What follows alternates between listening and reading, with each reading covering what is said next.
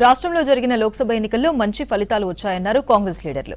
కొన్ని స్థానాల్లో స్వల్ప మెజారిటీతో ఓడిపోయినప్పటికీ ఓట్ల శాతం పెరిగిందన్నారు.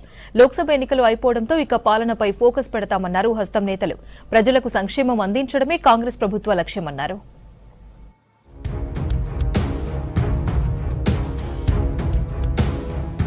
రాజకీయ లబ్ధి కోసమే బీజేపీ మత విద్వేషాలు రెచ్చగొట్టిందన్నారు కాంగ్రెస్ ఎమ్మెల్సీ జీవన్ రెడ్డి. ముస్లింలను బూచిగా చూపి హిందువులను మభ్యపెట్టి రాజకీయాలు చేసిందని విమర్శించారు. యూపీలో ఇండియా కూటమి అత్యధిక సీట్లు గెలిచిందని, కాంగ్రెస్ సొంతంగా 99 సీట్లు సాధించిందన్నారు జీవన్ రెడ్డి. తన ఓటమి మరింత బాధ్యతను పెంచిందన్నారు. చివరి శ్వాస వరకు ప్రజాసేవలో ఉంటానన్నారు.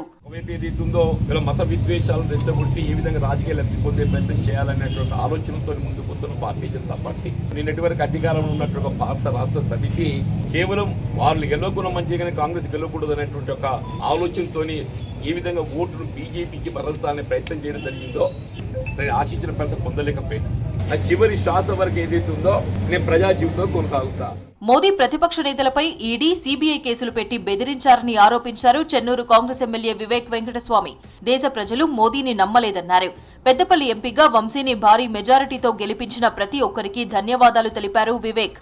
ఇండస్ట్రీస్ తీసుకొచ్చి పెద్దపల్లి ప్రాంతాన్ని అభివృద్ధి చేస్తామన్నారు ఎంపీ గడ్డం వంశీకృష్ణ. అందరు చూస్తున్నారు, ఈడీ, సిబిఐ అని చెప్పి వారు ఇష్టం వచ్చినట్లు ప్రతిపక్షాల నేతల పైన ఈ రేడ్స్ చేపించి ఏదైతే అహంకారంగా తెలంగాణ ప్రభుత్వం ఆ రోజులలో చేసిందో మోడీ గారు కూడా అదే అహంకారంతో నాయకుల పైన ఒత్తిడి తీసుకొచ్చి ఈ దేశాన్ని నడిపించాలనుకున్నారు.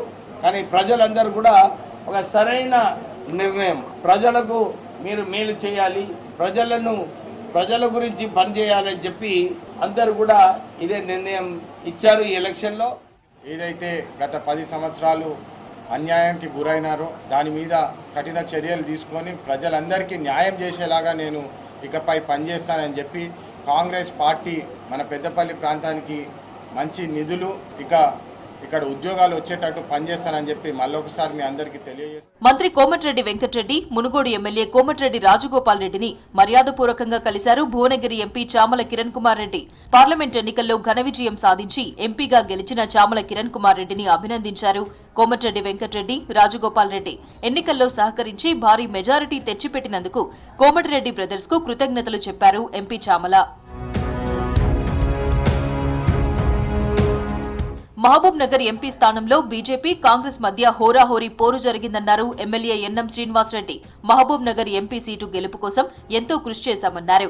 బీఆర్ఎస్ పాలనలో జరిగిన విధ్వంసాన్ని CM Revanth సరిచేస్తున్నారన్నారు MLA Ennam. Mahabub Nagar parliament సీట్ను Congress party గెలవాలని చెప్పి చాలా తీవ్రంగా ప్రయత్నం చేసింది.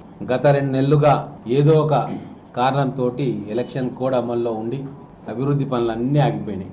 ఈ రోజు నుంచి మళ్ళీ అభివృద్ధి మీద దృష్టి పెడదాం. 10 ఏళ్ల టీఆర్ఎస్ పాలనలో 100 ఏళ్ల విధ్వంసం జరిగింది. వాటన్నిటిని కూడా ఒక్కొక్కటిగా సరిచేసే ప్రయత్నం రేవంత్ రెడ్డి గారి నాయకత్వంలో రాష్ట్ర ప్రభుత్వం చేస్తా ఉంది. మంచిర్యాల జిల్లా కన్నేపల్లి మండలం జనక్పూర్ ఎంపీపీ సృజన నరసింగరావు నివాసంలో కాంగ్రెస్ శ్రేణులను కలిశారు చెన్నూరు ఎమ్మెల్యే వివేక్ వెంకటస్వామి. పెద్దపల్లి ఎంపీగా వంశీకృష్ణను భారీ మెజారిటీతో గెలిపించినందుకు కార్యకర్తలకు ధన్యవాదాలు తెలిపారు.